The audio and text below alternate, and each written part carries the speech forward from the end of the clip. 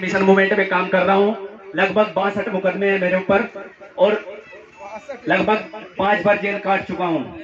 2 अप्रैल में 8 महीने की काटी थी। लेकिन हाँ, एक बात बताना चाहूंगा। कहते हम मनुवाद को कोसते हैं ना कि मनुवाद को निकालो, लेकिन जिस दिन जब तक तुम अपने घरों में से नहीं निकाल लोगे तो दिलों में से कैसे निकाल दोगे तुम? ठीक, सामने तो तुम बाबा साहब की फोटो लगा दो, भगवान गौतम बुद्ध की, और अंदर जाके देखो तो हरिद्वार बड़ा मिलेगा, सारी की सारी माथा वहीं टेकेगी।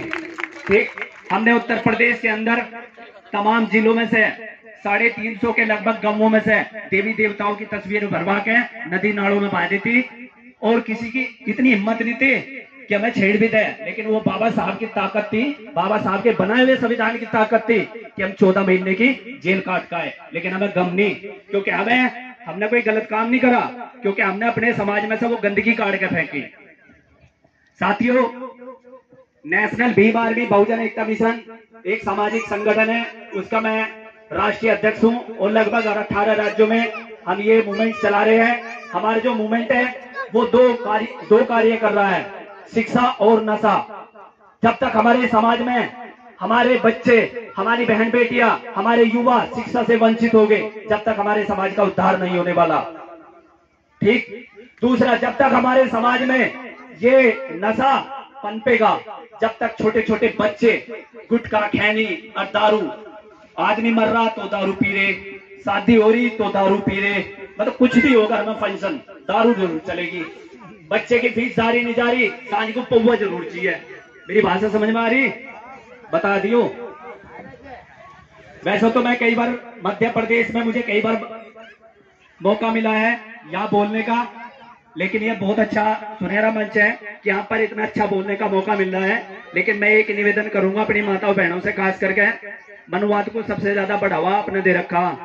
ठीक, एक वो करवा चौथ का व्रत आवे, साल में 365 दिन हो, 364 दिन लो तो तुम अपने पति की खाट की खड़ी रखो, और 365वें दिन करवा चौथ का व्रत रखे, उसकी लंबी उम्र की कामना कर दो। मुझे यो बता दो, जो करवा चौथ का व्रत नहीं रखती उनके तो सारे पति मर जाने चाहिए, वे तो सारी विधवा हो जानी चाहिए, और जो करवा चौथ का व्रत रखे वे तो कभी विधवा नहीं होनी चाहिए, सदा सुहागन रहनी चाहिए। बताओ, तो बेमतलब की मनुवाद है, मनुवाद को बढ़ावा मत दो। जितना पैसा तुम पाखंडवाद और मनुवाद में लगा रहे, उसका 10% पैसा तुम अपने बच्चों की शिक्षा में लगा कर देखो, तुम्हारे बच्चों का भविष्य बनेगा और तुम्हारा भविष्य बनेगा।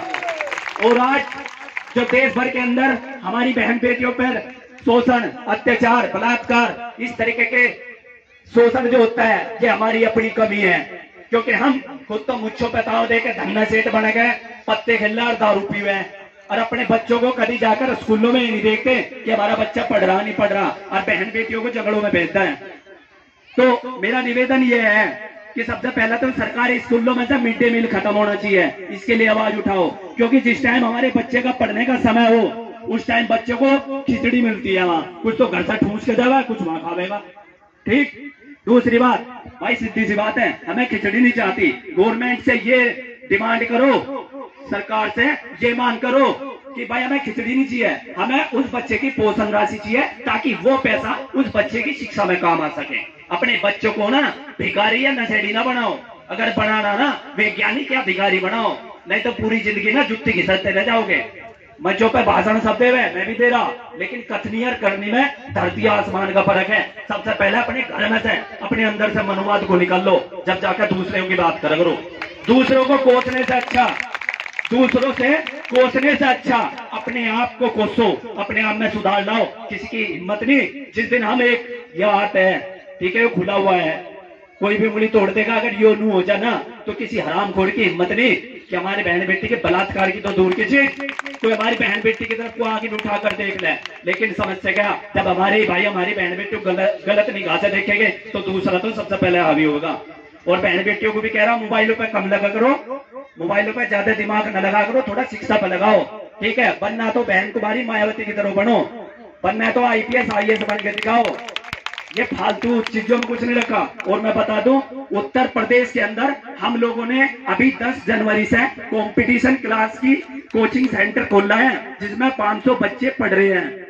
अगर उनमें से 100 बच्चों का भी नंबर आता है तो ये बताओ समाज के लिए कितनी बड़ी उपलब्धि होगी।